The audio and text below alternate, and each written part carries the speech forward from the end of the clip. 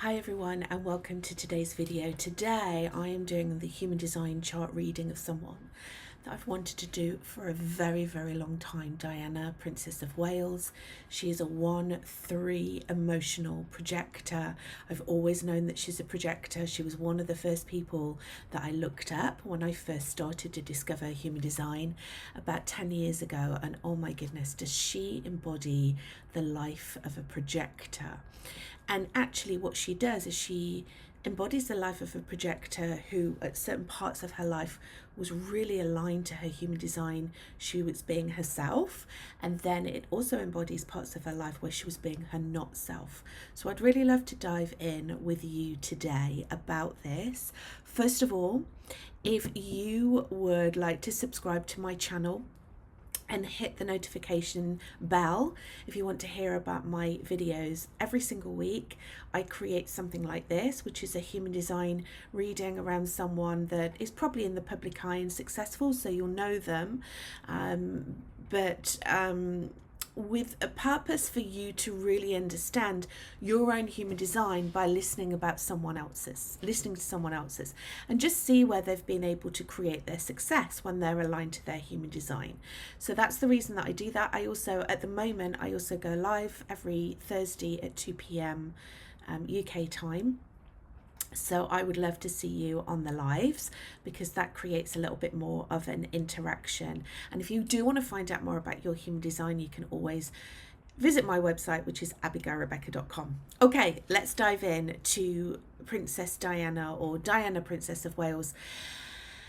And you know, it's very significant when the day of her passing. And I think you'll hear me talk about leaving a legacy, leaving your mark on the world. We all have this purpose, this role that we are designed to play, and we can investigate that through our Incarnation cross and through our profile. But this is a higher destiny and a significant impact that we want to make in the world. And when someone who really has tapped into that at a very vibrational frequency, when they pass away, it makes a significant impact on the collective consciousness of the world. And for those of you that were around and can remember Princess Diana passing, I'm sure that you remember that it was, the whole world was grieving. It's one of the questions, where were you when Diana died? I remember where I was. I was in Turkey.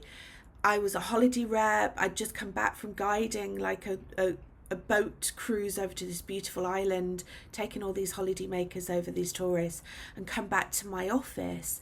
And the office manager told me, and it was completely surreal. Like, it was shock. It was like, what do you mean? It was so significant. I remember feeling exactly the same when my spiritual mentor died. When I was told that my spiritual mentor died, it's like, how can someone that shines so bright suddenly pass away? It's not feasible. And it takes a long time to get your head around it. And of course, there was an outpouring of grief all around the world. I wasn't in the UK at the time to be able to experience that, but I remember watching it on the news, and I don't know, I'd just love to know in the comments below where you were when she passed. Of course, if you were around, because I know that some of you that might be watching this are maybe too young to remember or weren't even born then. And that's scary to think. That makes me feel old. Okay, so let's dive into Diana's human design. I'm just going to do this as a very short 20-minute video, but if you have any questions, if you have any comments, any aha moments, please put them below. So you will see by her chart, as I've already said, she is a 1-3 emotional projector. If you look at her chart, you'll see that she's very defined at the top. So she has a defined head, she has a defined ashnar. That's only around about 30% of the population, by the way. So she had a very fixed way of thinking and conceptualizing. But what would have happened with that is that, the thoughts would have been going over and over and over and over. So she would have had these thoughts going around in her head. I can relate to this. My head and my ashnar is defined as well as my throat. So it's all kind of defined in that area. And you can get really fixated. You can kind of be blinkered a little bit and get really fixated, and it can actually drive you crazy, to be honest with you. And what I love about human design is it brings that awareness. Now I've got language. Now I can say, oh, okay, that's just my defined head ticking away. But she might not have had language for this. This is a pressure center. Her head center is a pressure center. Her root center down at the bottom is a pressure center. They are both defined. So she would have been having that internal pressure to act, to do things, to make things happen, to go against her strategy, which is to wait for the invitation. And I would say that Diana, Princess of Wales, was a great example of someone that really craved love. She craved attention. She wanted to be seen. She wanted to be valued as a projector. But very often that can come across as a very different energy. And I think that maybe in her life, as much as she was loved, I think she would have pissed off a few people in her life as well, because of her projectorness, because of her desire to be seen, to be validated by other people, instead of actually seeing and validating herself. And you can see that shift in her life as she got older. Actually, before she died, when she was heading towards divorce, and when she got divorced, she kind of came into her own. You can always remember the revenge dress, right? When she turned up at that event and she had the little black dress. I talk about it actually in one of my personal styling courses, because she really showed up in that black dress, and she was really embodying a higher vibration of success as a projector. But I feel into her life and the different stages within her life, and there were definitely parts of her life where she was at that lower vibrational frequency, which was bitterness, and she did not see herself, she did not recognize herself, she did not honor herself. So therefore she was not able to self-regulate when it came to her emotions and her feelings of value, because actually she was waiting for someone else to give her that validation, when really the only person that needed to give her that validation was herself, because she was a projector. And I would love to open up the conversation for you. You know, have there been times in your life when you felt like that, when you felt like, oh my goodness, like I am just not being seen, I'm not being recognized, no one wants to work with me, no one is approaching me, I'm not being invited in to do things, and it makes you feel freaking bitter as a projector. But it's our role as projectors to understand that we're not here to be seen by everyone. Diana, Princess of Wales, was not here to be seen by everyone. Everyone talks about her and says how much they love her, but actually there were a lot of people in this world that did not respect her, that did not take her seriously, did kind of dismissed her. And to be honest, there were a lot of people within her, you know, her the family that she was born into, the royal family, that actually treated her like that. Now, I'm not privy to what goes on behind the doors in the royal family, and I did not know Princess Diana personally. I don't know any of the members of the royal family personally, but it is glaringly obvious that that was happening. You don't have to be a wise projector to have the insights around that. So she has got her definition as well down at the bottom here. Her heart is defined, her solar plexus is defined, which means that she's an emotional inner authority. So when we have emotional inner authority, then it's really important that we ride the waves. We don't make decisions when we're high, high, high. We don't make decisions when we're low, low, low. We wait for a place of very little nervousness within our bodies before we make our decisions. And again, that often comes from wisdom, but it also comes from insights through your human design. And you know, someone like Diana, Princess of Wales, I did a reading about Grace Kelly last week actually, and it's kind of like a similar vibe. I mean, they have a lot in common because they both married princes and maybe weren't prepared for that life of royalty, although I'm sure that Diana was more prepared than anyone because she was born into the UK aristocracy. But I do really wish that incredible women like Diana, incredible women like Grace Kelly, really understood and recognized their human design and knew this information. And I work with so many women who, on the outside, looks like they've reached the pinnacle of their success. They're very wealthy or they're very successful, either in a corporate role or within their business. Anyone would look at them and think that life was just magical for them, but inside they don't feel like that. Inside they're still the little girl that got bullied at school, or the little girl that wasn't taken seriously, or the little girl that was told to sit down and shut up and don't speak until you're spoken to. And a lot of this work is about going and healing the little girl. Okay, looking at the way that we have been deeply conditioned as women. We have to look at that, because if we're still being told to sit down and be quiet, if we're still being told to not to speak until we're spoken to, if we're still being, emotionally bullied and worried about the opinions of others because of what people might say about us or what people might think about us, we are not going to be able to stand in our leadership as women.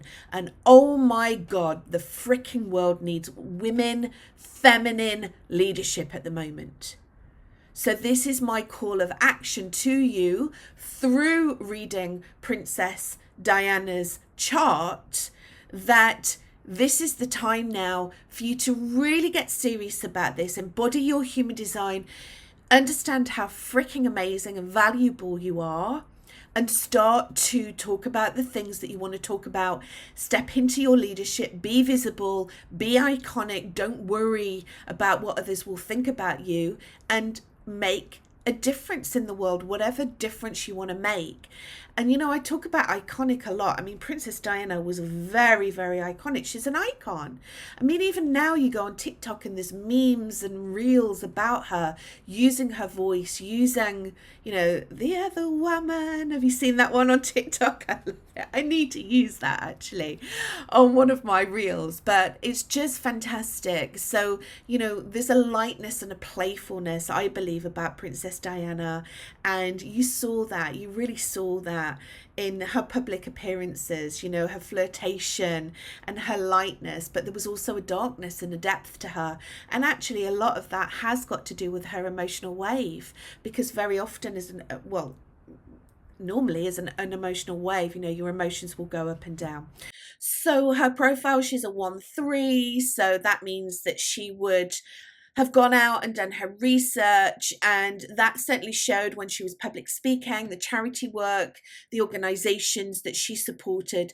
She came across as if she had a lot of information about it, and I don't think that that was just a PR person giving her the heads up before she went into a situation. She genuinely cared, she genuinely did her research.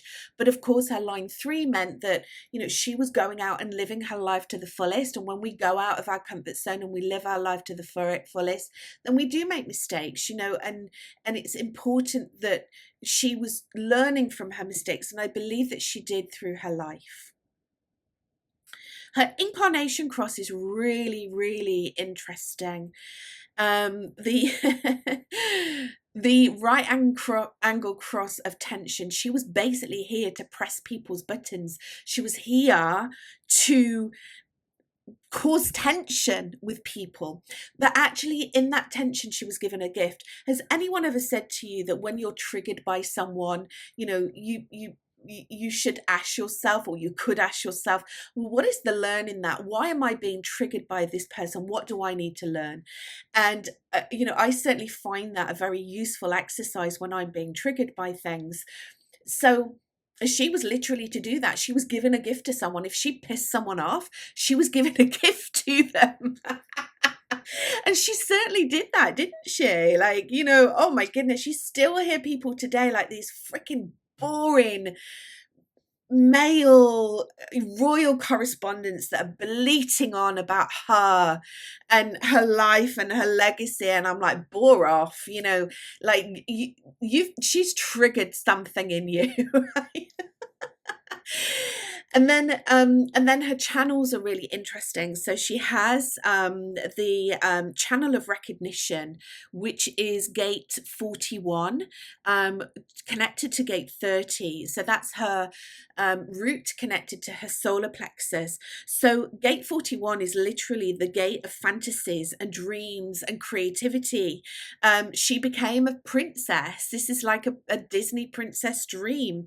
And then her gate 30 is about fire and passion. So it's about keeping that fantasy and that dream alive. Some people have referenced that gate actually as sex, drugs, and rock and roll.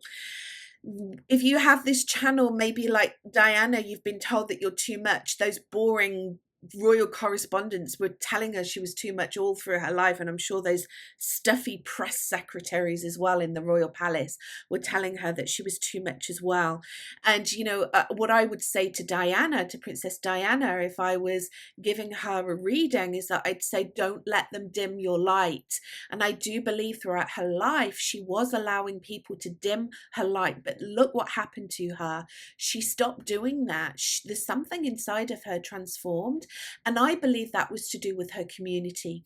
So if you think about at a very young age, she met Prince Charles at a very young age, she married at a very young age. Some would say she was very naive, and she was young, and she went and lived in this palace behind these gates. And I think a lot of people, a lot of women maybe have this fantasy about marrying a prince, and I'm sure that the fantasy does not live up to the bigger picture, because I think she was very isolated in that palace. But as she got older and she gained her independence and she split with Charles, guess what? She was surrounded by people that really held that space for her, really successful people, very wealthy people, pop stars, people like George Michael and Elton John were her friends. These were very empowered people, gay men, very empowered, fighting against the establishment and actually being able to be authentic. I truly believe that helped her to be authentic. And she has got the channel of community 37.4, which means that she is very, very, sorry, 3740, which means that she's very intuitive. She has this connection. She has this emotional investment in people. She can empathize and connect emotionally. And look what she did. She was a pioneer. There were men in hospitals with AIDS, and she went and held their hands. I mean, that is very, very significant in a world where people didn't even want to be in the same room as a gay man because they were worried about catching AIDS. And she went in and she showed that love and she showed that empathy. So Princess Diana, in my opinion, is a wonderful example of a woman, a projector, a leader, someone who has left a legacy. There is so much more to share about her chart, but I'm going to leave it there. If you would like to dive deeper into your chart, you can always come over to my website, abigailrebecca.com, and take a look. Come and do a reading with me. I'd love to share some insights with you. As always, thank you so much for watching my video today. It's been wonderful to hang out with you, and I'll see you soon.